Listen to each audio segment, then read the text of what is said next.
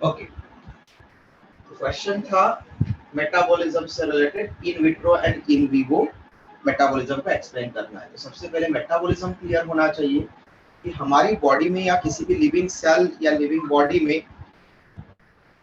जितनी भी biological reactions होती है उनको टुगेदरली हम मेटाबॉलिक रिएक्शंस वहां पर कहते हैं। ठीक है, इसका एग्जांपल मैंने आपको बताया कि अमोनिया लीवर में यूरिया में कन्वर्ट होता है। ये वहां पर इवन एक्सक्रीशन के टाइम पर, डाइजेशन के टाइम पर, रेस्पिरेशन के टाइम पर, ओके, सभी टाइम पर हमारी बॉडी में वहां पर क्या हो रहा है, मेटाबॉलिक रिएक्शन हो रही है, आइदर कैटाबॉलिक और एनाबॉलिक टाइप की। ये दोनों में से कोई ना कोई टाइप की। तो प्रोटीन का एग्जांपल हमने लेकर के देखा कि अमोनिया कैसे निकलता है। इतना क्लियर है बेटा सबको? Yes sir. ओके, इसका किसी को स्क्रीनशॉट लेना है तो ले लो जल्दी से यहाँ तक का, फिर मैं इसी से अब इन विवो और इन विट्रो बता रहा हूँ।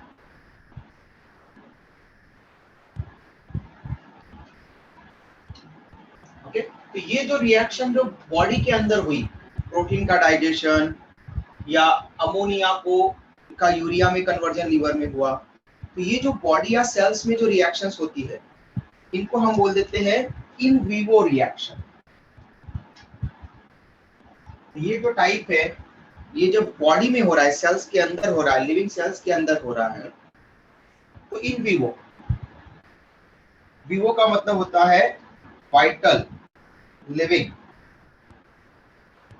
ओके, तो लिविंग सेल के अंदर ऑपरेट हो रही है। ठीक है, आपने फूड इंटेक किया, आपने कोई ब्रेकफास्ट किया, कुछ स्नैक्स खाए, कुछ आपने वहां पर कुछ ड्रिंक्स, वहां पर कॉफी वगैरह, कोई चाय वगैरह आपने ली, तो ये जो जो मॉलिक्यूल्स में गए उनका अब मेटाबॉलिज्म होने वाला है। ओके, तो वो हो जाएगा इन विवो, क्योंकि वो बॉडी के अंदर होगा, सेल्स के अंदर होगा, इसलिए इन विवो। ओके, तो विवो का मतलब है वाइटल, लिविंग। तो लिविंग सेल या लिविंग बॉडी के अंदर कोई रिएक्शन हो रही है किसी भी लिविंग ऑर्गेनिज्म में, तो इन विवो मेटाबॉलिक रिएक्शन। ठीक है, हम उसी रिएक्शन को लेबोरेटरी में या बाहर परफॉर्म करें लिविंग सेल या लिविंग बॉडी के, तो उसको इन विट्रो कहते हैं। स्क्रीनशॉट हो गया होगा, मैं इन विट्रो को समझा रहा हूँ, फिर इसको इरेज करूंगा मैं। किसी को दिक्कत तो नहीं है? No sir. ओके, तो अब इन विवो का मतलब सबको क्लियर हो गया होगा बेटा? तो इन विवो का मतलब कोई प्रॉब्लम तो नहीं इन विवो में? सेकंड है इन विट्रो। ओके,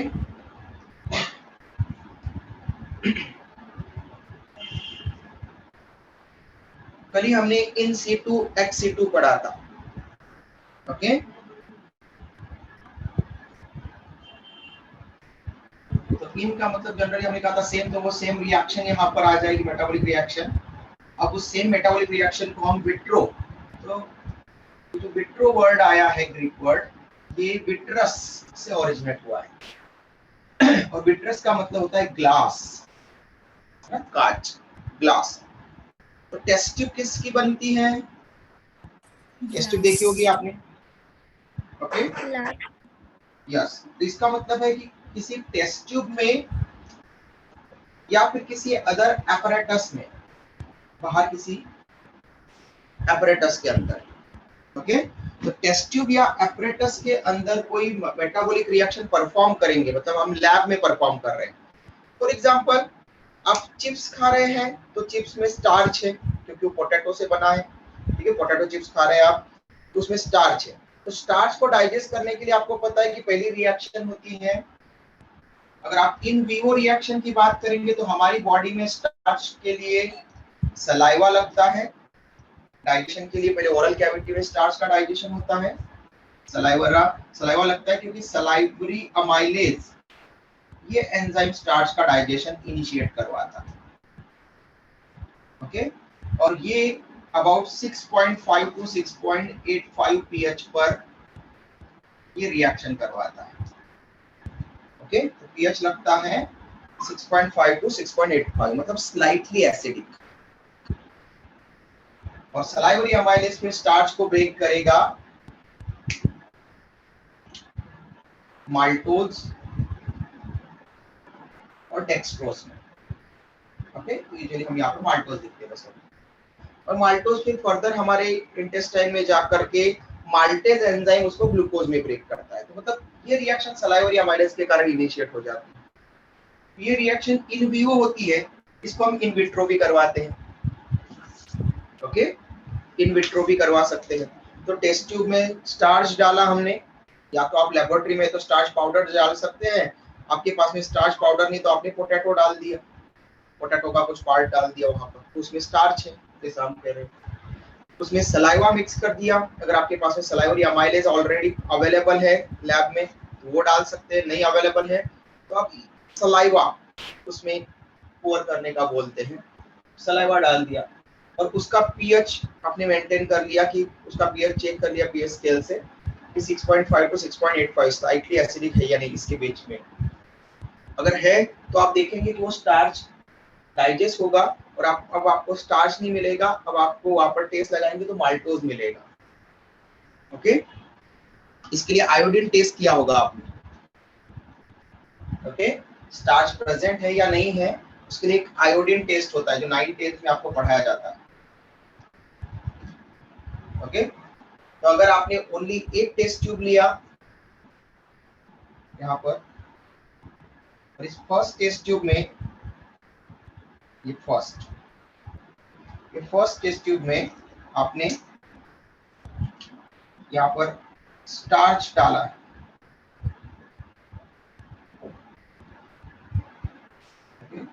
स्टार्च को मैं ब्लैक कलर से दिखा देता हूँ। यहाँ पर आपने स्टार्च का पाउडर डाला या पोटैटो का ये डाला, यहाँ पर स्टार्च। ऐसे ही आपने सेकंड टेस्ट ट्यूब में भी स्टार्च ले लिया क्योंकि आप कंट्रोल एक्सपेरिमेंट करना चाहते हैं, आप देखना चाहते हैं कि दोनों में स्टार्च आपने डाला।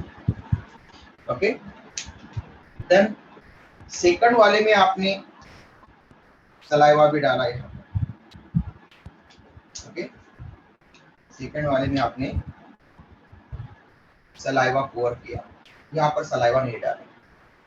यहाँ पर सलाइवा डालने से क्या असर होगा, ये रिएक्शन इनिशिएट हो जाएगी एसिडिक पीएच पर, स्लाइटली एसिडिक पीएच पर। और अब आपको स्टार्च के बदले में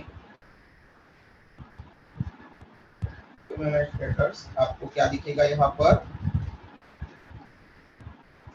आपको दिखेगा वहां पर माल्टोज। ओके, तो मैंने कलर से दिखा रहा हूँ ताकि आपको समझ में आ जाए कि स्टार्च कन्वर्ट हो चुका है माल्टोज में। तो इस टेस्ट ट्यूब में माल्टोज आ चुका है, इसमें स्टार्च आ चुका है। अब आप आयोडीन पोर करो, इसमें भी आप आयोडीन सॉल्यूशन डालोगे और इसमें भी आयोडीन सॉल्यूशन डालोगे। आयोडीन सॉल्यूशन डालने पर अब आपको दिखेगा कि यहाँ पर जो स्टार्च है, इस स्टार्च में स्टार्च आयोडीन टेस्ट देता है, आपको पता है।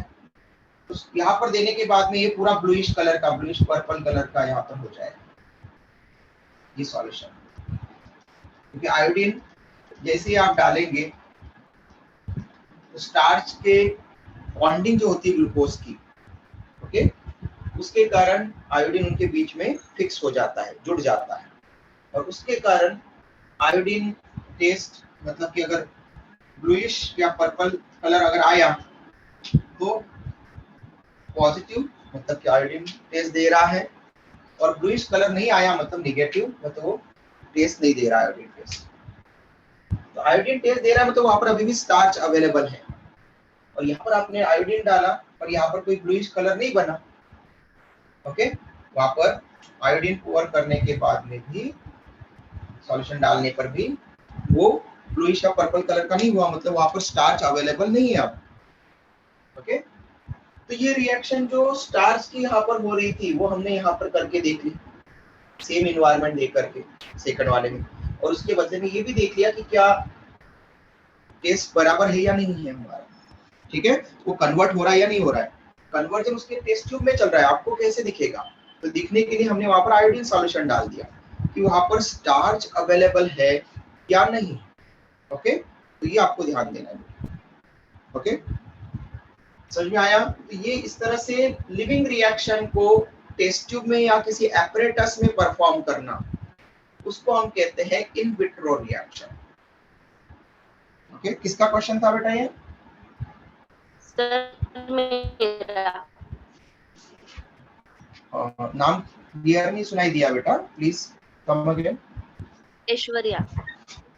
ऐश्वर्या, क्लियर हुआ बेटा Aishwarya? In vitro in vivo? Yes sir. Okay, screenshot ले लो। तो लिविंग के अंदर जो रिएक्शन हो सकती है वो इन विवो, और उसी रिएक्शन को अगर हम बाहर परफॉर्म कर सकते हैं टेस्ट ट्यूब में या एपरेटस में, then it is called as in vitro metabolic reaction. हो गया बेटा स्क्रीनशॉट? सर, यस बेटा। last year we studied that salivary amylase converts the starch to simple sugars. हाँ, So is simple sugar same as maltose? नहीं, simple sugar ultimately यहाँ पर जो salivary amylase है ये माल्टोज में कन्वर्ट कर रहा है। माल्टोज का मतलब होता है बेटा, आपने स्क्रीनशॉट ले लिया क्या? Yes सबने? sir. ओके, मैं माल्टोज को बताता हूँ, फिर ये हटा देता हूँ। अब हम इस पर कॉन्सेंट्रेट कर रहे हैं, क्वेश्चन आपका यहाँ पर है। तो देखो, ये बेसिक चीजें क्लियर होना चाहिए। ग्लूकोज का मतलब, यहाँ पर स्टार्च का मतलब है ग्लूकोज का पॉलीमर, मतलब n number of glucose, thousands of glucose molecule से मिलकर बनता है स्टार्च। ओके, और स्टार्च ब्रांच पॉलीमर है, इसलिए एक पूरी स्ट्रेट चेन के बाद में एक ब्रांच भी बनेगी ग्लूकोज की। जैसे ग्लूकोज ग्लूकोज ग्लूकोज ग्लूकोज, फिर यहाँ से ग्लूकोज ग्लूकोज ग्लूकोज, ठीक है, एक ग्लूकोज, फिर दूसरा ग्लूकोज, फिर थर्ड ग्लूकोज, ऐसे सो मेनी ग्लूकोज मॉलिक्यूल यहाँ पर 2 ब्रांचेस बनेंगे। तो हम डाइजेशन वाले टॉपिक में स्टार्च के बारे में शॉर्ट में पढ़ेंगे, ब्रीफ में, और बायोमॉलिक्यूल्स वाले टॉपिक में हम उसके बारे में थोड़ा और फर्दर डिटेल में पढ़ेंगे। उसमें हम पढ़ेंगे कि स्टार्च ब्रांच पॉलीमर होता है, मतलब ब्रांचिंग हो रही है उसमें, 2, एक स्ट्रेट है यहाँ पर और एक ब्रांच निकल रही है, ब्रांच पॉलीमर है। और इस ब्रांच पॉलीमर में एक ब्रांच को हम बोलेंगे वहां पर अमाइलोज और दूसरे को अमाइलोपेक्टिन। ओके, 2 ब्रांचेस से बनता है स्टार्च मॉलिक्यूल। अब इसमें थाउजेंड्स ऑफ ग्लूकोज मॉलिक्यूल हैं, ओके, मेनी ग्लूकोज मॉलिक्यूल हैं, और इन मेनी ग्लूकोज मॉलिक्यूल जब सलाइवरी अमाइलेज के कांटेक्ट में आते हैं तब ये 2-2 के ग्रुप में टूट जाते हैं। 2-2 के ग्रुप में जब टूटेंगे तो वहां पर ग्लूकोज प्लस ग्लूकोज, 2 ग्लूकोज एक साथ में जुड़े हैं, उसको हम बोलते हैं माल्टोज। ओके बेटा, तो ग्लूकोज प्लस ग्लूकोज, 2 ग्लूकोज से मिलकर बना हुआ स्ट्रक्चर है, तो वो है माल्टोज। ग्लूकोज और ग्लूकोज 2 वाला, तो ये डाइसैकेराइड है, डाई मतलब 2। ओके, फिर जब ये इंटेस्टाइन में जाता है तो पेनक्रियास से निकला हुआ अल्फा अमाइलेज, हम पढ़ेंगे डाइजेशन वाले टॉपिक में, पेनक्रियास से भी एक अमाइलेज निकलता है। जब ये इंटेस्टाइन में जाता है तब इसके ऊपर पेनक्रियाटिक अमाइलेज फर्दर वर्क करता है, जो स्टार्च का पार्ट बचता है उसमें, क्योंकि जितना भी हम स्टार्च खाते हैं पूरा 100% स्टार्च यहाँ पर डाइजेस्ट नहीं होता। ओके, ओनली 40% के आसपास स्टार्च का डाइजेशन माउथ में होता है, ओरल कैविटी में। ओके, लेकिन वो आपको 9-10 तक वहां पर वैसे पढ़ाया जाता है कि स्टार्च का डाइजेशन इनिशिएट होता है ओरल कैविटी में, तो वो करेक्ट है। बट कितना होता है फिर इनिशिएट होता है, तो क्या पूरा स्टार्च जितना हम खाते हैं सभी यहीं से डाइजेस्ट होना शुरू होता है? तो नहीं, ओनली जितना हम स्टार्च खाएंगे। फॉर एग्जांपल, आपने अगर पोटैटो में या पोटैटो चिप्स में कोई भी चीज आपने खाई और उसमें स्टार्च गया 100 मिलीग्राम, 100 मिलीग्राम स्टार्च आप ले रहे हैं, तो 100 मिलीग्राम स्टार्च में से only 30 to 40 milligram starch, okay, इतना ओरल कैविटी में सलाइवरी अमाइलेज की हेल्प से माल्टोज में कन्वर्ट होगा। रिमेनिंग जो बचा हुआ है अबाउट 60 to 70 मिलीग्राम, ओके, मतलब 60 to 70% जो स्टार्च होता है वो ये पेनक्रियाटिक अमाइलेज की हेल्प से डाइजेस्ट होता है। ओके, तो ये इंटेस्टाइन में जाएगा तभी डाइजेस्ट होगा, ये इंटेस्टाइन में बनाएगा माल्टोज, और फिर वहां पर इंटेस्टाइनल जूस, इंटेस्टाइन भी एक जूस क्रिएट करता है, सक्कस एंटेरिकस नाम पढ़ेंगे हम उसका बायोलॉजिकल में, उसको सिंपली इंटेस्टाइनल जूस बोलते हैं। तो इंटेस्टाइनल जूस में माल्टेज एंजाइम होता है जो माल्टोज को फिर ग्लूकोज में अलग कर देता है। तो सिंपल शुगर एक्चुअल में मोनोसेकेराइड्स होती है, ग्लूकोज, फ्रक्टोज, वहां पर मैनोज, राइबोज, डीऑक्सीराइबोज, ठीक है, हेप्टोलोज, ठीक है, इस तरह की शुगर्स होती है सिंपल शुगर मोनोसेकेराइड। ये डाइसेकेराइड है, दो मोनोसेकेराइड से मिलकर बना हुआ डाइसेकेराइड। तो जो हम माल्टोज, लैक्टोज, सुक्रोज, ये डाइसेकेराइड है तीनों। और ये कौन कौन से, ये दो ग्लूकोज से बनी है। फ्रक्टोज जो सुक्रोज है उसको हम बोलते हैं ग्लूकोज प्लस फ्रक्टोज से बना हुआ। ओके, जो लैक्टोज है मिल्क की शुगर, मिल्क शुगर जो लैक्टोज मिल्क में होगी जो शुगर, उस लैक्टोज में ग्लूकोज प्लस गैलेक्टोज होता है, दो मॉलिक्यूल्स। तो जो आप बोल रहे हैं सिंपल शुगर में ब्रेक होता है, तो ये पॉलीसेकेराइड है, पॉलीसेकेराइड से डाइसेकेराइड में ब्रेक हुआ, ठीक है। सिंपलेस्ट शुगर होती है मोनोसेकेराइड्स। इसको थोड़ा सा कॉम्प्लेक्स से थोड़ा सिंपल किया है, लेकिन सिंपलेस्ट शुगर होती है फिर मोनोसेकेराइड्स। तो जब ये फर्दर ग्लूकोज में टूटेगा तब हम बोलेंगे कि सिंपलेस्ट शुगर में टूटा। ओके बेटा, Yes, sir. क्लियर है? डाउट या कोई पूछना है उसमें कुछ? नहीं sir, I understood it. Good, very good. Okay बेटा, अच्छा लास्ट लेक्चर में हमने बॉटनिकल गार्डन कंप्लीट हो गया था, जूलॉजिकल पार्क से बाकी है। तो herbarium number 1, number 2 botanical garden, number 3 zoological park. हो गया था कि जूलॉजिकल पार्क बाउंड्रीज में केप केजेस में केप करते हैं, शायद हो गया था। Yes sir. Yes, zoological park भी हो गया था। फिर नंबर 4 म्यूजियम।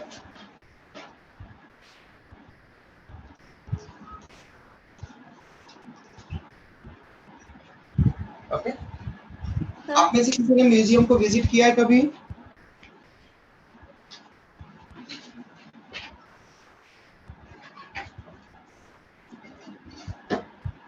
आप में से किसी ने म्यूजियम को विजिट किया है कभी? Yes, sir. Yes sir. Okay, तो क्या देखा है बेटा? संपदा ने शायद बोला है और सानिका ने बोला है। संपदा बताओ बेटा, आपने म्यूजियम में क्या क्या देखा? सर वहाँ पे जैसे बटरफ्लाईज वगैरह भी रहती है और बहुत सारी एंशियंट चीजें भी रहती है। Okay good. सानिका, आपने क्या देखा बेटा म्यूजियम में?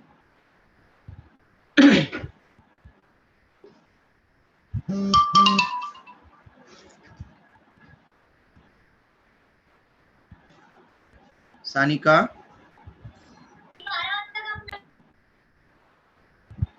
ओके सानिका शायद नेटवर्क के कारण लेफ्ट हो गई है। ओके, अदिति, अदिति बताओ बेटा, आपने क्या देखा म्यूजियम में? म्यूजियम में थोड़ा सा बेटा वॉइस थोड़ा सा आपका जो है बड़ा होना चाहिए, ओके, थोड़ा लाउडली बोलो। Sir, excuse me sir. Yes बेटा। सर जूलॉजिकल पार्क काफी हुआ था ना, आपने 2 ही पॉइंट लिखा था। सर फेमस जूलॉजिकल पार्क भी बाकी था।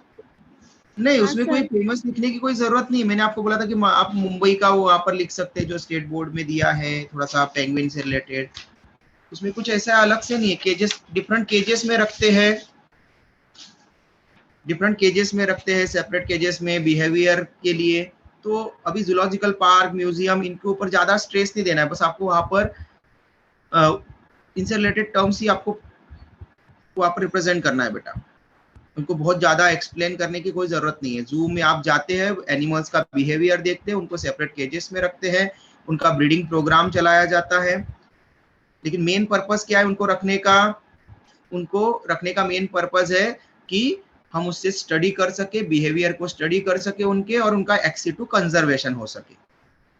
एक्सिटू कंजर्वेशन के टाइम पर मैंने टाइगर का कंजर्वेशन बताया था आपको, टाइगर रिजर्व वगैरह, ओके, उसी को एक्सप्लेन कर।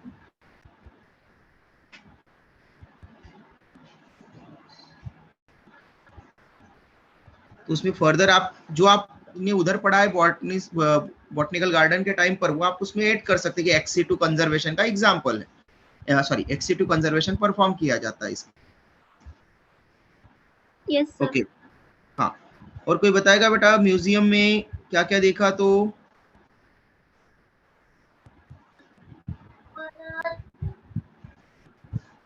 सर यस सर वो नागपुर का रमन साइंस सेंटर देखा है क्या आपने? बेटा मैं उसके पास में से तो एक दो बार जाने की ये हुआ, लेकिन मैं नहीं अंदर नहीं गया हूँ, क्योंकि मुझे अब नागपुर में अभी ओनली 5 इयर्स हुए हैं, ठीक है, तो सारी चीजें तो मैं नहीं गया हूँ। रमन साइंस सेंटर्स का मैंने नाम सुना है, मैं इंदौर के रमन साइंस सेंटर्स में गया हूँ, CV Raman science centre. Sir वहाँ पे नहीं क्या ट्रीज है, और वहाँ पे नहीं क्या ऐसे नीचे दिखाती है, उनके बारे में इन्फॉर्मेशन नहीं क्या? हाँ हाँ, सर फिर वो काय में आएगा?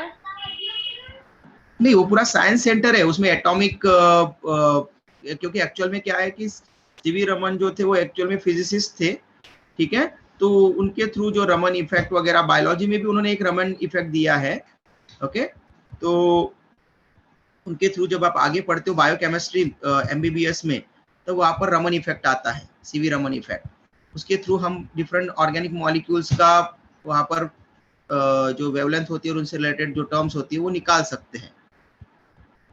तो वो जो साइंस सेंटर है बेटा, उसको ओनली म्यूजियम इसलिए नहीं कहा गया क्योंकि उसमें साइंस से रिलेटेड बहुत सारी चीजें दी है साथ में।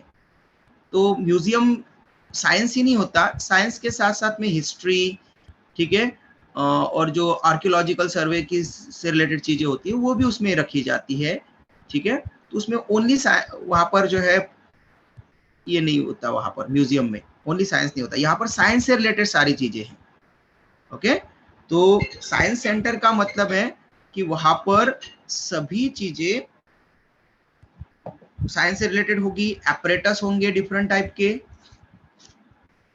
ओके, डिफरेंट एपरेटस होंगे, डिफरेंट चीजें होगी, ठीक है, यस सर। जो ओनली साइंस की इंफॉर्मेशन दे रही है बेटा। तो ऐसा प्लेस जहां पर साइंटिफिक नॉलेज मिलेगा ओनली आप लोगों को, जबकि म्यूजियम्स में ओनली साइंटिफिक नॉलेज नहीं मिलेगा, आर्ट, हिस्ट्री, ठीक है, इससे रिलेटेड भी टर्म्स वहां पर, उससे रिलेटेड भी चीजें होगी।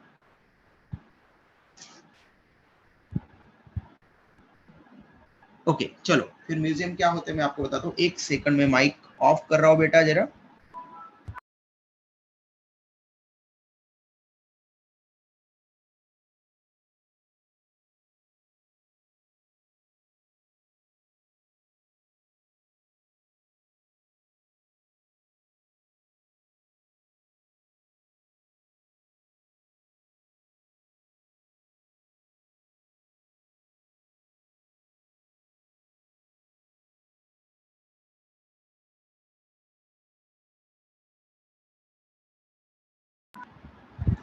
ओके तो बेटा म्यूजियम को हम ऐसे डिफाइन करेंगे कि म्यूजियम एक्चुअल में प्लेस तो है, लेकिन वो हमेशा वो एक बिल्डिंग के फॉर्म में होगा, ओके, क्योंकि वहां पर बिल्डअप किया होगा, अलग अलग सेक्शन बने होंगे, तो म्यूजियम ऑलवेज बिल्डिंग के फॉर्म में होगा। तो building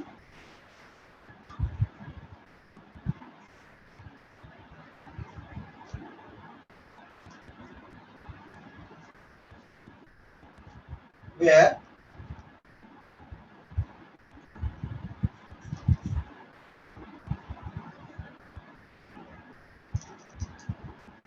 different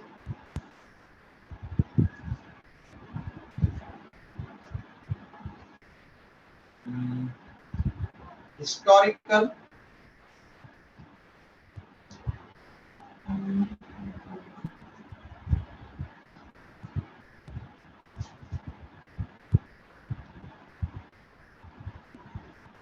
archaeological things are kept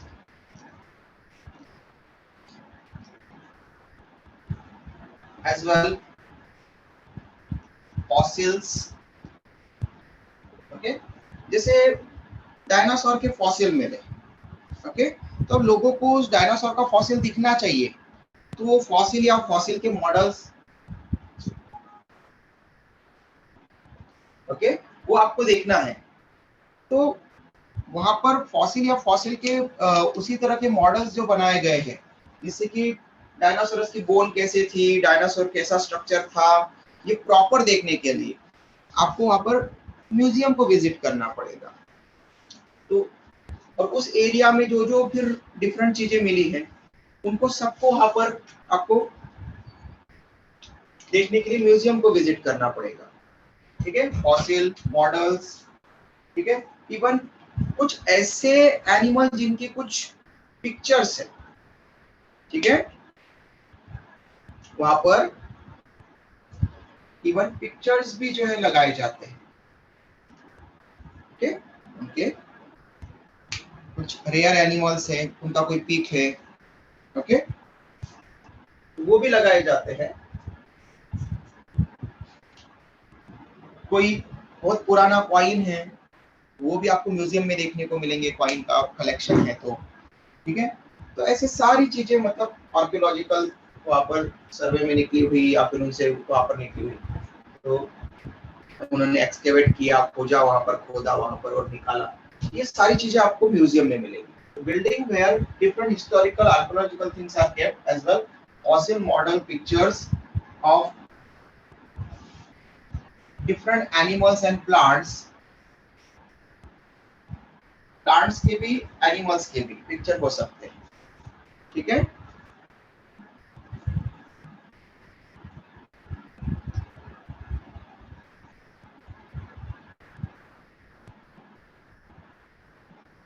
are placed for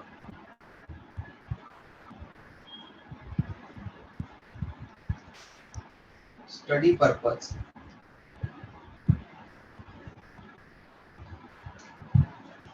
called as museum। Okay, तो म्यूजियम हमेशा एक बिल्डिंग के फॉर्म में होगा। म्यूजियम आपको ऐसा प्लेस है जहां पर बिल्डिंग बनी होगी, ऐसा नहीं कि म्यूजियम बोला है और आपको खुला एरिया दिखा रहे हैं वहां पर। ठीक है, तो बाउंड्री है, बॉन्डेड है बिल्डिंग से, डिफरेंट सेक्शंस भी हो सकते हैं, अलग अलग फ्लोर भी बनाए जा सकते हैं। ठीक है, अलग अलग फ्लोर पर अलग अलग चीजें रखी जा सकती है। ठीक है, तो बिल्डिंग रहेगा और वहां पर ये सारी चीजें वहां पर होना चाहिए। कुछ हिस्टोरिकल चीजें, ओके, कुछ मॉन्यूमेंट्स, कुछ वहां पर आर्कियोलॉजी से रिलेटेड चीजें, कुछ कॉइन्स वगैरह, कुछ फॉसिल्स वगैरह, ठीक है, और इवन पिक्चर्स भी, उसको हम म्यूजियम कहते हैं। ओके, तो आप लगभग इंडिया की हर बड़ी सिटी में जो है वो म्यूजियम रखा जाता है, ताकि उसके आसपास के एरिया से जो भी कलेक्शन हो वो वहां पर रख सके। ठीक है, और फिर अगर कोई बहुत ही ज्यादा वहां पर स्टडी करने वाला हो तो किसी बड़े फिर म्यूजियम में, इंडियन नेशनल म्यूजियम वगैरह इनमें रखा जा सकता है। ओके, जैसे दिल्ली में जो है जवाहरलाल नेहरू म्यूजियम है, वहां पर रखते हैं। ठीक है, बेंगलोर, कैलकाटा, यहाँ पर अलग अलग जगह पर अलग अलग बड़े बड़े म्यूजियम है विजिट करने के लिए। किसी का माइक ऑन हुआ है बेटा, कुछ पूछना चाह रहे हैं क्या? सर बुक्स भी रखे जाते हैं ना? यस सर बुक्स भी रखे जाते हैं ना? बुक्स मतलब कि एक्चुअल में अगर कलेक्शन वहां पर हो कि किसी पुरानी हिस्टोरिकल बुक है तो वहां पर रख सकते हैं। ओके, ऐसा नहीं कि किसी ऑथर ने आज लिखी बुक और वो रख देंगे। ठीक है, हिस्टोरिकल होना चाहिए, तो हिस्टोरिकल जो भी चीजें हैं उनको रख सकते हैं। ओके, नेक्स्ट है बेटा keys number 5, taxonomical keys. Okay, तो अभी तक हमने जो पढ़ा वो सभी रियल थे, आप उनको विजिट कर सकते थे, जा सकते थे, देख सकते थे। जैसे हमने हर्बेरियम पढ़ा, तो हर्बेरियम आप बना सकते हैं, या आप हर्बेरियम किसी जगह पर है तो आप जाकर के विजिट कर सकते थे। बॉटनिकल गार्डन, आप वहां पर जाकर के प्लांट्स के बारे में स्टडी कर सकते थे। जूलॉजिकल पार्क, जू में जा सकते थे, म्यूजियम में आप जा सकते थे। लेकिन टैक्सोनॉमिकल कीज ये रियल नहीं है। ये अनरियल है सबसे पहले। तो कौन सा टेक्सोनॉमिकल एड्स अनरियल है, रियल नहीं है, ठीक है, तो वो है टेक्सोनॉमिकल कीज। अब कीज से आपको पता होना चाहिए कि क्या होती है कीज।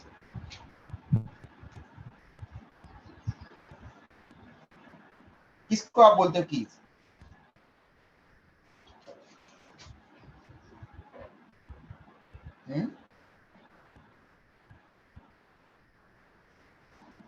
कीज का मतलब क्या है?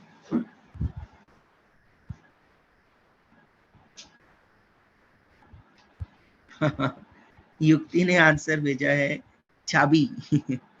हाँ, मतलब कीज का हिंदी मीनिंग में आप बोल सकते हैं चाबी है, बराबर है, कोई गलत नहीं है। लेकिन रियल मीनिंग कीज का मतलब क्या होता है, उसका actual meaning? Sir hint. Yes, hint. सुनाई नहीं दिया बेटा, सही से बोलो जरा जोर से। Sir hint. Hint, very good, ठीक है। तो हाँ, रुचिका ने भेजा है कपलेट्स।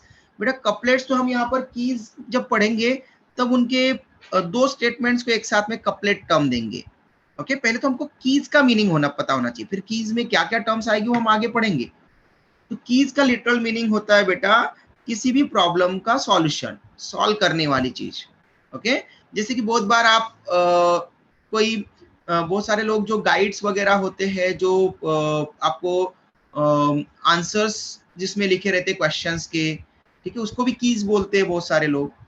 ओके, तो कीज का मतलब होता है सॉल्यूशन, एक तरह का किसी प्रॉब्लम का सॉल्यूशन या सॉल्व करने वाली चीज, उसको बोलते हैं हम कीज। तो यहाँ पर टेक्सोनॉमिकल एड्स में कुछ प्रॉब्लम को, टेक्सोनॉमी से रिलेटेड कुछ प्रॉब्लम को सॉल्व करने के लिए जो हम यूज कर रहे हैं उसको बोलेंगे टेक्सोनॉमिकल कीज। लेकिन ये अनरियल है, मतलब दिखेगी नहीं, मतलब ये क्या है, बस केवल हाइपोथेटिकल, सोची हुई। ओके, तो टेक्सोनॉमिकल कीज आर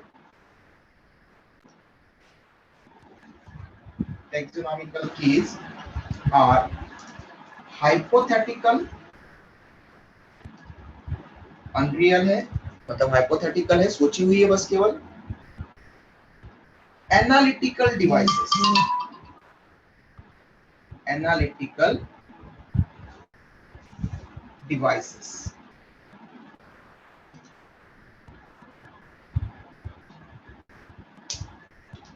ओके। तो hypothetical analytical devices are termed as taxonomical keys. Okay, तो टेक्सोनॉमी में ऐसे हेल्प करने वाले वहां पर डिवाइसेस। अब डिवाइसेस का मतलब ये है कि आप कोई डिवाइस ही समझो। डिवाइस जनरली आप क्या समझते हो? डिवाइस का मतलब कोई एक चीज होना, जैसे ये मोबाइल फोन है, सेल फोन, ये आप डिवाइस हो गया। वाईफाई का ये है तो आप इसको डिवाइस बोल दोगे। डिवाइस का मतलब ये नहीं है कि ओनली वहां पर कोई एक मशीन नहीं है, ठीक है, क्लियर। डिवाइस का मतलब होता है कि जो पर्टिकुलर किसी भी तरह से हमको यूज हो रहा है, कोई ऐसा थिंग वहां पर जिसमें कि हमने कुछ एनालिटिकल स्किल्स यूज की है, उसमें कुछ प्रॉब्लम सॉल्विंग की स्किल्स वहां पर की है, उसमें कुछ वहां पर वो कुछ हमको हेल्प कर रहा है साथ में, लेकिन उसमें साथ में हमने कुछ एनालिटिकल स्किल यूज की है उसमें। तो हाइपोथेटिकल एनालिटिकल डिवाइसेस, इसका मतलब ये है कि यहाँ पर आपको कोई ये नहीं देखना कि कोई एपरेटस, अगर वो एपरेटस होता तो रियल होता। हमने कहा पहले हाइपोथेटिकल भी टर्म यूज किया उसके साथ। तो एक्चुअल में ये क्या होते हैं? Statements. Taxonomical keys are actually statements, okay, जो एक दूसरे के अपोजिट्स होंगे, ओके, मतलब कॉन्ट्राडिक्टरी होंगे। ओके, तो कॉन्ट्रास्टिंग, उसके लिए हम टर्म यूज करते हैं। एक्चुअली स्टेटमेंट्स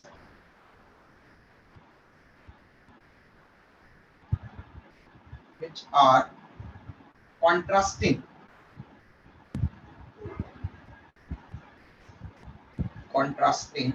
ज्यादा हॉटस्पॉट नहीं हो रहा है। ये पीआर दिख रहा है बेटा आपको बोर्ड पर? Yes sir. ओके, तो एक्चुअली स्टेटमेंट्स होंगे और वो एक दूसरे के कॉन्ट्रास्टिंग होंगे, अपोजिट पर होंगे, which are contrasting to each other, okay. फिर यहाँ पर कितने स्टेटमेंट्स होंगे जो एक दूसरे के कॉन्ट्रास्टिंग होंगे? हमें पता है कि एक और उसके ठीक अपोजिट, तो एक्चुअल में वहां पर स्टेटमेंट्स का नंबर होगा 2 स्टेटमेंट्स, ओके। तो एक taxonomical keys, each taxonomical key consists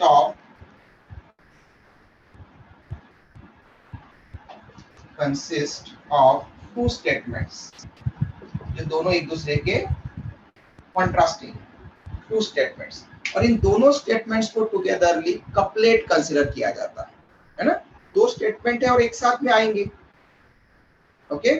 तो जब भी वहां पर 2 चीजें हैं जो एक साथ में प्रेजेंट है, जिसको हम बोलते हैं कपल में, इसलिए वहां पर कपलेट, कपल से टर्म आया है couplet. Each key consist of 2 statements known as couplets, okay. जब दोनों साथ में रहेंगे तब उसको कपलेट्स टर्म देंगे। यहाँ तक क्लियर है? ओके, कपलेट्स आपको दिख नहीं रहा है क्या बेटा?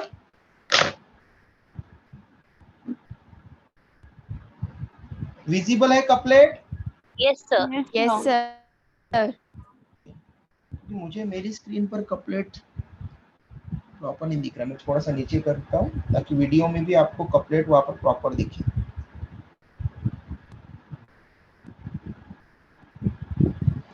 और ज्यादा ही टेढ़ा दिख रहा है इसमें।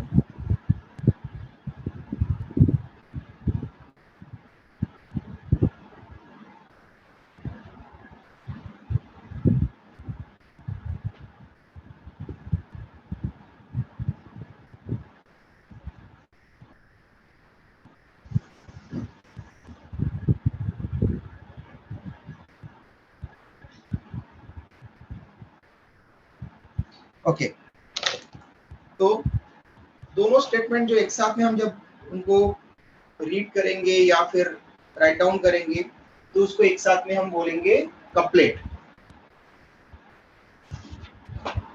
यहाँ तक का स्क्रीनशॉट ले लो जल्दी से, फिर नेक्स्ट आगे हम और की के बारे में थोड़ा सा एक्स्ट्रा है कि फिर ईच स्टेटमेंट को हम क्या कहेंगे। दोनों को मिलाकर के कपलेट कह रहे हैं, तो ईच स्टेटमेंट क्या कहलाएगा?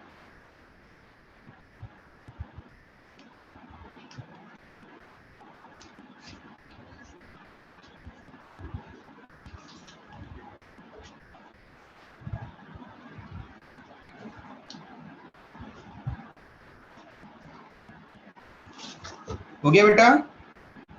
Done? Yes sir. Okay,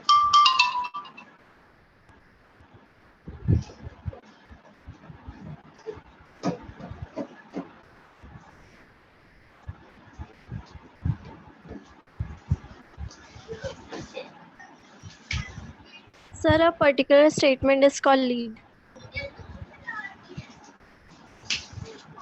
particular statement नहीं बेटा, करेक्ट स्टेटमेंट, क्योंकि आपके पास में कपलेट है, 2 स्टेटमेंट है, 2 ऑप्शन अवेलेबल है, मतलब क्योंकि कॉन्ट्रास्टिंग है तो दोनों में से एक ही ट्रू होगा, ठीक है? एक ट्रू होगा और एक फॉल्स होगा स्टेटमेंट। तो जो ट्रू होगा which will provide lead, therefore उस करेक्ट स्टेटमेंट को हम लीड कहते हैं, ओके। जैसे आपको कोई चीज ढूंढना है, ओके, कोई चीज ढूंढना है तो आप उसके लिए फिर अलग अलग अल्टरनेटिव सोचते कि कहाँ रखी हो सकती है वो चीज, और उनमें से एक करेक्ट होगा रास्ता, बाकी सब गलत होंगे। तो जो करेक्ट होगा वो आपको लीड करेगा, है ना? लीड मिलती जाएगी आपको कि यहाँ से वहां जाना है, वहां से वहां जाना है, ठीक है? तो इसी तरह से यहाँ पर भी करेक्ट और true statement called as lead, इसको हम लीड कहेंगे, क्योंकि वो आगे आपको अच्छे से टेक्सोनॉमिकल क्लासिफिकेशन करने के लिए वहां पर आपको हेल्प करेगा। ओके, फॉर एग्जांपल आपको एक फ्लावर मिला, ओके, आपको एक फ्लावर मिला, एक प्लांट का फ्लावर मिला आपको। अब आप उसमें फ्लावर में आपने उसमें देखा कि उसमें रिप्रोडक्टिव ऑर्गन्स क्या एक है या दोनों है, एंड्रोशियम के साथ साथ में गाइनोशियम भी है या ओनली एंड्रोशियम है या ओनली गाइनोशियम है। ओके, तो आपको जैसे एक प्लांट मिल रहा है और उसका आपने फ्लावर देखा, तो एक पहला तो आपका स्टेटमेंट आएगा कपलेट में। फर्स्ट स्टेटमेंट होगा आपका स्टेटमेंट 1 कपलेट में से, इधर वो यूनिसेक्सुअल होगा फ्लावर, फ्लावर मिला है तो फ्लावर इज यूनिसेक्सुअल। ओके, मतलब मेल फ्लावर या फीमेल फ्लावर में से, मतलब आपको ओनली या तो स्टेमन मिला तो मेल फ्लावर, ओनली गाइनोशियम मिला मतलब पिस्टिलिया कार्पेल मिला तो वो फीमेल फ्लावर। या फिर आप कहेंगे सेकंड स्टेटमेंट होगा फ्लावर इज बाइसेक्सुअल। ओके, तो मतलब वो एम्पीसेक्सुअल है, मतलब उसमें उस फ्लावर में आपको एंड्रोशियम के साथ साथ गाइनोशियम भी मिला। ठीक है, मतलब स्टेमन के साथ साथ में आपको पिस्टिल भी मिला एक ही फ्लावर में। ठीक है, तो आपको जो फ्लावर मिलेगा उन दोनों में से एक ही टाइप का होगा, दोनों टाइप का थोड़ी होगा। तो आपको जो फ्लावर मिला, फॉर एग्जांपल मेज फ्लावर का आपको, मेज प्लांट का आपको फ्लावर मिला था, तो मेज प्लांट में यूनिसेक्सुअल फ्लावर आते हैं। ओके, प्लांट बाइसेक्सुअल है मेज, लेकिन फ्लावर यूनिसेक्सुअल आते हैं, मतलब उसमें मेल फ्लावर ऊपर की तरफ आते हैं और बेस की तरफ फीमेल फ्लावर्स आते हैं। तो स्टेमन वाला या गाइनोशियम वाला आपको फ्लावर मिलेगा, मतलब तो आपको लीड मिल गया कि वो यूनिसेक्सुअल फ्लावर वाला प्लांट है। ओके, तो आप जितने भी बाइसेक्सुअल फ्लावर वाले प्लांट है उनको डिस्कार्ड कर दोगे, उनका आपके पास में बचे बस यूनिसेक्सुअल फ्लावर वाले प्लांट। ठीक है, तो आपको एक लीड मिल गई कि ओनली यूनिसेक्सुअल फ्लावर वाले प्लांट्स से आप उसको क्लासिफाई करोगे आप उसमें। आप आगे बढ़ते जाओगे, फिर आप फ्लावर के दूसरे कैरेक्टर देखोगे, फ्लावर में कितनी पेटल्स है, तो ट्राई पेटलस या पेंटापेटलस। ओके, या तो 3 या फिर 5। ओके, ये पेटल्स का number usually most of the flower families में होता है। ओके, तो ट्राई पेटलस है मतलब 3 पेटल्स है, या पेंटापेटलस मतलब 5 पेटल्स है। तो आप वो चेक करेंगे कि कौन से वहां पर कितने नंबर्स में वहां पर पेटल्स या वहां पर सेपल्स है या नहीं है। ठीक है, स्टेमन का नंबर कितना है, कार्पल्स का नंबर कितना है, ये सारी चीजें आप वहां पर चेक करोगे। लीफ कैसी है, सिंपल है, कंपाउंड है। ओके, स्टेम ब्रांच है, अनब्रांच है, सारी चीजें आप वहां पर डिस्कस करोगे, उससे आपका क्लासिफिकेशन मतलब टेक्सोनॉमी में हेल्प मिलेगा। तो इस तरह के आप 2-2 स्टेटमेंट बनाते जाओगे। लीफ देखिए आपने, तो लीफ आइदर सिंपल होगी या कंपाउंड होगी, दोनों एक साथ नहीं हो सकती उस प्लांट की, तो 2 स्टेटमेंट बन गए। ठीक है, सिंपल लीफ, कंपाउंड लीफ वाले। ठीक है, ओके, तो plant possess simple leaf, plant possess compound leaf. अब दोनों में से एक ही ट्रू होगा, जो ट्रू होगा दोनों में से वो लीड कहलाएगा, और आप नेक्स्ट स्टेटमेंट पर जाएंगे। फ्लावर के सभी स्टेटमेंट बना लो ऐसे, फिर लीफ के स्टेटमेंट बना लो, स्टेम के स्टेटमेंट बना लो, रूट के स्टेटमेंट बना लो। ओके, तो इस तरह से आप फिर उस जो क्लासिक वहां पर आपको पता चलता जाएगा, उसके एक लीड जो मिलती जाएगी वो ट्रू स्टेटमेंट, उसको आपको क्या आपको उसको रखना है, बाकी सबको डिस्कार्ड कर देना। ओके बेटा, ये टेक्सोनॉमिकल कीज की हेल्प से यहाँ पर मिलता है। तो ये आपका चैप्टर कंप्लीट हो जाता है। एक सेकंड, चैप्टर कंप्लीट होने के पहले आपको कुछ टर्म्स बतानी है। ये तो हो गया आपका यहाँ पर कुछ ऑर्गेनाइजेशंस के नाम। एक स्टूडेंट ने कहा था मुझे लेक्चर के टाइम पर, इससे वो ऑर्गेनाइजेशंस के एनसीईआरटी में नाम दिए हैं वो, तो मैंने कहा था कि आपको लास्ट में पढ़ाऊंगा वो, क्योंकि सिंपल आपको बस उनके ऑर्गेनाइजेशन के नाम याद रखने हैं, उनके एब्रीव दिए जाते हैं आपको एग्जाम में। ठीक है, तो जैसे ICBM ये ऑर्गेनाइजेशन लिया, तो इसका फुल फॉर्म है international code botanical nomenclature for botanical nomenclature. Yes, very good, botanical nomenclature. Okay, ये एब्रीव दिया है, उसको आपको एक्सटेंड करना है। ओके, फुल फॉर्म में international code for botanical nomenclature. Okay, तो मतलब ऐसा ऑर्गेनाइजेशन है जो प्लांट के नेमिंग से रिलेटेड है। ओके, आपने कोई नया प्लांट डिस्कवर किया, ओके, आपको लगा कि आपने कोई नया प्लांट डिस्कवर किया है, तो फिर सच में वो नया है या नहीं है, कि आपको लग रहा है कि वो नया है और कहीं पहले और कोई जापानी साइंटिस्ट, कोई चीनी साइंटिस्ट, कोई रशियन साइंटिस्ट, कोई दूसरा कोई साइंटिस्ट या इंडिया का कोई दूसरा साइंटिस्ट पहले इसके बारे में बता चुका हूँ, नेमिंग कर चुका हूँ, तो आप उसमें सारी कंडक्ट करके, सारा टेक्सोनॉमिकल डाटा देख करके, नेमिंग करके, क्लासिफाई करके, जीनस और स्पीसीज का नेम बना करके वो भेजोगे आईसीबीएन को। आईसीबीएन फिर चेक करेगा कि ये अवेलेबल है या नहीं है, और अगर उसने देखा कि नहीं ये पूरा न्यू है तो फिर वो आपको क्रेडिट देगा उसके लिए। ओके, और यहाँ से फिर वो फाइनलाइज होगा और लिटरेचर में आएगा कैसा नया प्लांट बना है। आप खुद से नहीं कर सकते ऐसा। तो सेकंड, ऐसा ही एनिमल्स के लिए है ICZN, international code for botanical की जगह आपको लिखना है zoological, Zoological nomenclature.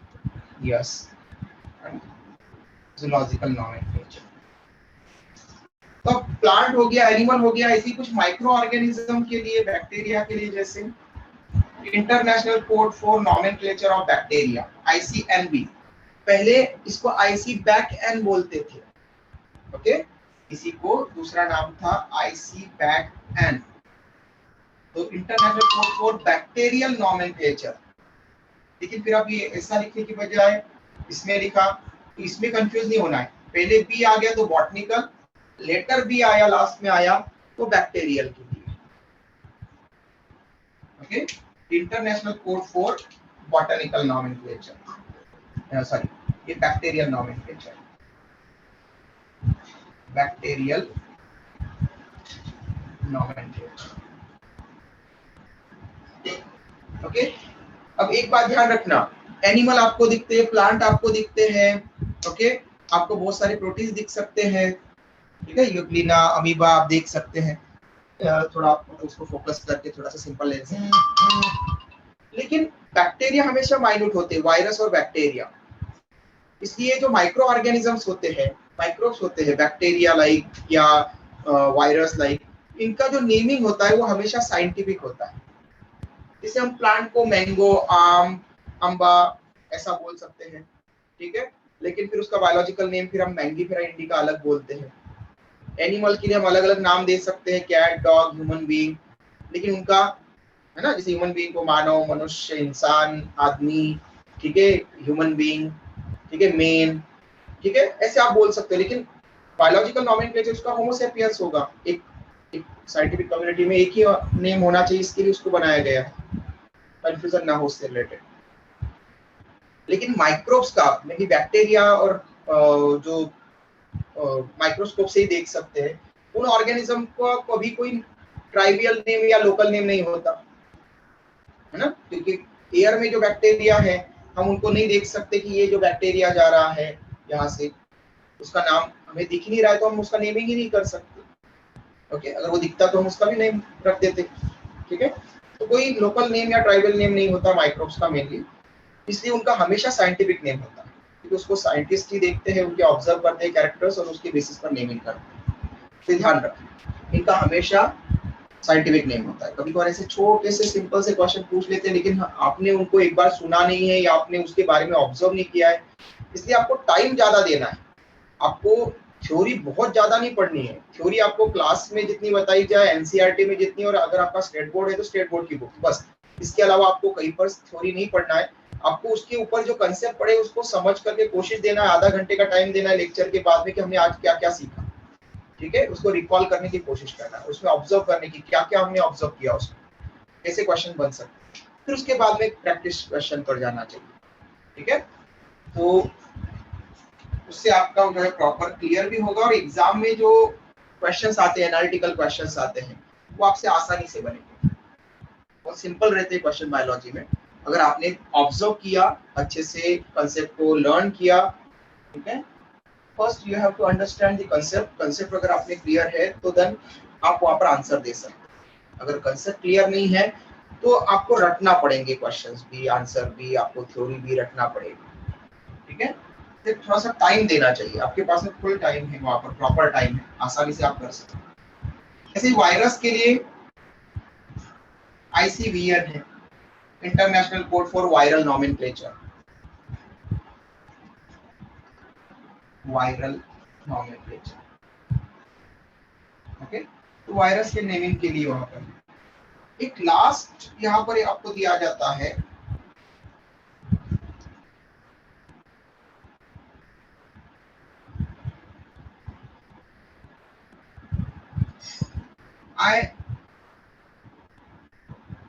ICNCP। Okay, तो international code for nomenclature of cultivated plants, code for nomenclature और नॉमेनक्लेचर में यहाँ पर शॉर्ट में लिख रहा हूँ नॉमेन, आप पूरा लिखना nomenclature of cultivated plants. Okay, cultivated plants, ये आपको स्क्रीनशॉट में आ जाएगा क्या बेटा? कल्टीवेटेड प्लांट्स देखो तो जरा। No sir. ओके, मैं यहाँ पर इसको इस तरह से लिखता हूँ। फिर इंटरनेशनल कोड तो आपको पता ही है, आईसी का full form, international code. Okay, for nomenclature, nomen के आगे मैंने ये लगा दिया, nomenclature of cultivated plants. Now अब आ रहा है बेटा सब? Yes, ओके, ठीक है, स्क्रीनशॉट ले लो। कल्टीवेटेड प्लांट्स का मतलब है कि जो ह्यूमन बीइंग कल्टीवर्स, मतलब जो ऐसी वैरायटीज जो खुद की खाने पीने के लिए ग्रो करवाते हैं फार्मर्स, उनको हम कल्टीवर्स कहते हैं। फिर ओके, जैसे जो व्हीट ग्रास है वो पहले वाइल्ड ग्रास थी, रेड ग्रास, ठीक है, लेकिन अब वो उसको फिर वहां पर ब्रीडिंग करवा करके ग्रीन ग्रास में धीरे धीरे ग्रीन ग्रास में उसको कन्वर्ट किया गया। ओके, रेड व्हीट हम नहीं खा सकते क्योंकि हमारी बॉडी में जो है वो रेड व्हीट को डाइजेस्ट करने वाले प्रॉपर एंजाइम्स नहीं है, इसलिए रेड व्हीट अच्छे से डाइजेस्ट नहीं होता। ओके, लेकिन जो येलोइश कलर का और फिर दूसरे लाइट येलोइश कलर का जो व्हीट होता है वो हम आसानी से उसको डाइजेस्ट कर सकते हैं। ओके, तो हम जो व्हीट खाते हैं वो येलो या येलोइश कलर के होते हैं, आपने देखा होगा व्हीट की सीड को। तो एक रेड व्हीट है, वो वाइल्ड व्हीट ग्रास है, उसको हम कभी डाइजेस्ट नहीं कर सकते। 12th क्लास में हम उसके बारे में पढ़ेंगे कैसे बनता है वहां पर और कहां से बने फिर। ओके, तो ये होगी कल्टीवार, जिसके लिए वाइल्ड ग्रासेस को या वाइल्ड क्रॉप को ग्रो करवाने के लिए उसको ब्रीडिंग करवा करके चेंज किया गया और फार्मर्स को लार्ज नंबर में लगाते, उसको हम कल्टीवार्स कहते हैं। उसका नेमिंग करना, कोई कल्टीवार है उसका नेमिंग करना, उसको हम बोलते हैं वहां पर ICNCP अलग से है उसके लिए। जैसे एक ह्यूमन मेड क्रॉप पढ़ेंगे हम, ट्रिटिकेल, ट्रिटिकम एस्टिवम मतलब व्हीट हमने पढ़ा है, और एक राई का नाम सुना होगा आपने, छोटी सी होती है, थोड़ी सी ग्रेइश कलर की, ब्लैक वहां पर कलर की। ओके, है ना, थोड़ी सी ब्राउनिश दिखती है, मतलब थोड़ी सी, ओके, उसका कलर मिलकर के ब्राउनिश कलर की दिखती है, थोड़ी सी डार्क ब्राउन भी होती है कुछ। तो राई आपने देखी होगी, उसका बायोलॉजिकल नेम है सिकेल सीरियल। तो ट्रिटिकम एस्टिवम और सिकेल सीरियल दोनों को फ्यूज करवा करके सिंथेटिकली लैब में नई क्रॉप बनाई गई है, उसको हम बोलते हैं triticale, first human made crop. तो ये हम 12th क्लास में enhancement, strategies for enhancement in food production, population बढ़ रही है तो फूड को कैसे बढ़ाया जा सके, उसके लिए जो स्ट्रेटजीज यूज करते हैं, hybridisation, animal tissue, micro propagation, ठीक है। तो ये जो सारे टेक्निक्स पढ़ेंगे, क्लोनिंग वगैरह, तो उसमें हम ये भी पढ़ेंगे ट्रिटिकेल के बारे में। ओके, तो ट्रिटिकेल, ट्रिटिकम एस्टिवम और सिकेल सीरियल। तो ट्रिटिकेल में से ट्रिटिकम एस्टिवम से लिया गया है, और केल सिकेल सीरियल, तो सिकेल मतलब राई का सिकेल जीनस, तो ट्रिटी और केल, ट्रिटिकेल, ऐसे नई क्रॉप बनाई। ओके बेटा, स्क्रीनशॉट हो गया होगा? Yes sir. ओके चलो अब कल मिलते हैं बेटा, नया चैप्टर स्टार्ट करेंगे डाइजेशन एंड अब्जॉर्प्शन कल से। ओके सॉरी कल के दिन तो आपके डाउट क्लास है। Okay yes sir. है ना, कल डाउट क्लास है ना, सैटरडे कल। Yes sir. तो कल डाउट क्लास है आपकी इस टाइम पर आपकी बायो की। तो आपको फर्स्ट चैप्टर में जिसको कोई डाउट बचा होगा वो पूछ लेना कल के दिन डाउट क्लास में। Okay yes sir. और मैं आज कोशिश करूंगा कि आप लोगों को इस वीडियो के इसका वीडियो भेजने के साथ साथ मैं आपको असाइनमेंट भी भेज दूं साथ में, तो आप उस असाइनमेंट के भी किसी को कोई क्वेश्चन पूछना हो, लेकिन सबसे पहले ध्यान रखो डायरेक्टली क्वेश्चन पूछना जरूरी नहीं है, आपको सबसे पहले आपको आंसर आना चाहिए। इसके लिए आपको क्या करना है, क्लास के प्रॉपर नोट्स पढ़ो, एनसीईआरटी पढ़ो, फिर उसके बाद में वहां पर प्रैक्टिस शीट सॉल्व करो। नहीं बन रहा है क्वेश्चन प्रैक्टिस शीट में तो ओके नहीं बन रहा है प्रैक्टिस शीट में, आपको डीपीपी दे दिए बेटा युक्ति, पहले एक पूरी एक डीपीपी दे दी है, वो पहले सॉल्व करना है। फिर दूसरी डीपीपीएस में वहां पर वो डीपीपीएस था डेली प्रैक्टिस प्रॉब्लम शीट से रिलेटेड, वहां पर एपीपीएस असाइनमेंट वाला मैं आप लोगों को और भेज दूंगा आज। ओके तो दोनों सॉल्व करके आपको पहले तो जो क्वेश्चन नहीं बन रहे वो आपने लेक्चर में कहाँ पढ़ा है, कौन से कंसेप्ट में पढ़ा है, एनसीईआरटी में कहाँ पर है, वो कंप्लीट करके आना। ठीक है, और फिर ऐसा हो कि जो हमने लेक्चर में ही नहीं पढ़ा, आपको एनसीईआरटी में नहीं मिला, आपको समझ में नहीं आ रहा उसका कंसेप्ट, कुछ प्रॉब्लम है, ठीक है, कैसे कंसेप्ट अप्लाई किया है वहां पर वो नहीं समझ में आ रहा है, तो फिर आप डाउट पूछना। ठीक है, नहीं तो ऐसा बिना मेहनत के मत करो, क्योंकि आपको मेहनत करना जरूरी है। ओके खुद की मेहनत से ही सिलेक्शन होगा, ये ध्यान रखना। असाइनमेंट ठीक है? सेम कॉपी में करनी है या डिफरेंट कॉपी में? बेटा जोर से बोलो, आपकी आवाज प्रॉपर नहीं, मतलब पूरा जो आप असाइनमेंट सेम कॉपी में करनी है या डिफरेंट कॉपी में करनी है? बेटा प्लीज आप थोड़ा माइक के पास में बोलो ना बेटा आपके। सर वो हाँ बेटा असाइनमेंट सेम कॉपी में करनी है या डिफरेंट कॉपी? सेम में भी कर सकते हैं, डिफरेंट में भी कर सकते हैं, वो आपके ऊपर डिपेंड है बेटा। ओके लेकिन मुझे वो असाइनमेंट सॉल्व होकर के चाहिए, तो जब भी मैं आपको कॉपी मंगाऊंगा उस टाइम पर आपके पास में वो कॉपी होना चाहिए। सेम में करोगे तो बहुत अच्छा है, क्योंकि आप थ्योरी भी पढ़ोगे और साथ में फिर ऑब्जेक्टिव भी आपके साथ में वहां पर होंगे, तो ज्यादा बेटर है। ठीक है, कुछ को ओनली थ्योरी एक बुक में करना है और ऑब्जेक्टिव का जो सॉल्व करना है, सॉल्व के लिए मैं जो देता हूँ वो अलग करना है, तो आप दूसरे में कर सकते हैं। ठीक है, तो इट्स डिपेंड्स ऑन यू, आपको आपकी प्रॉब्लम, आपकी जो क्वेरीज है वो पूछते आना चाहिए, डाउट पूछते आना चाहिए, आपको खुद होकर के पढ़ाई करते आना चाहिए, क्योंकि सिलेक्शन आपको करना है। गाइड हम करेंगे, डायरेक्ट हम करेंगे, डायरेक्शन हम देंगे, ठीक है, पढ़ाएंगे हम, लेकिन उसको मैनेज आपको करना है, ये सीखना पड़ेगा आपको इसमें 11th-12th में। अब आप हायर स्टैंडर्ड के स्टूडेंट बन चुके हो, अब आप 9-10 के स्टूडेंट नहीं है कि आपको बस 5 पॉइंट लिखा है तो आप 5 पॉइंट पढ़ोगे, आपको इतने ही आंसर देना है, उसी को रटना है, ऐसा नहीं। अब आपको जो है वो एनालिटिकल स्किल भी डेवलप करना पड़ेगी कि 5 पॉइंट्स है तो 5 पॉइंट्स में क्या क्या टर्म्स है, इन टर्म्स की मीनिंग क्या है, कैसे हम इनके सारे क्वेश्चंस बना सकते हैं। ये जो करेगा वही आगे जा करके एग्जाम में सक्सेसफुल होगा। जो केवल क्लास में जितना लिखा है उतना ही नोट करेगा, रिवीजन नहीं करेगा, ध्यान नहीं देगा, कोई एनालिसिस वहां पर कोई ऑब्जर्व नहीं करेगा, ऑब्जेक्टिव क्वेश्चन नहीं सॉल्व करेगा, खुद होकर के इन्वॉल्व नहीं होगा, उसका सिलेक्शन नहीं होता है, ये ध्यान रखो। Excuse me, sir. यस बेटा। Sir, analytic means logical reasoning. हाँ बेटा logical. Sir, so what is the meaning of this statement? Keys are analytic in nature. Analytical in nature it means आपको वहां पर कुछ लॉजिक लगाना है कि आपने अगर वहां पर फ्लावर देखा तो फ्लावर में क्या क्या देख रहे हैं आप, तो फ्लावर में पेटल्स देख रहे हैं। ओके तो लॉजिकल चीज ये हो जाएगी कि फिर फ्लावर्स में पेटल्स देख रहे हैं तो पेटल्स का नंबर कितना हो सकता है प्लांट फैमिलीज में, तो आपने देखा कि most of the plant families में 3 और 5 पेटल्स हो सकते हैं।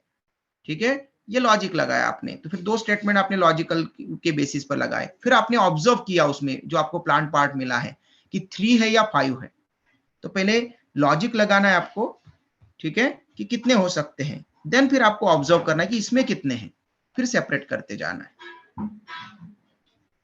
Yes, sir. ओके Thank बेटा, you, sir. Yes, sir. Sir आपने जो डीपीबी भेजे थे इससे पहले मतलब अभी जो भेजे थे उसकी आंसर शीट है क्या? डीपीपी के साथ में आंसर की भी भेजी थी ना मैंने शायद। यस सर, साथ में थी।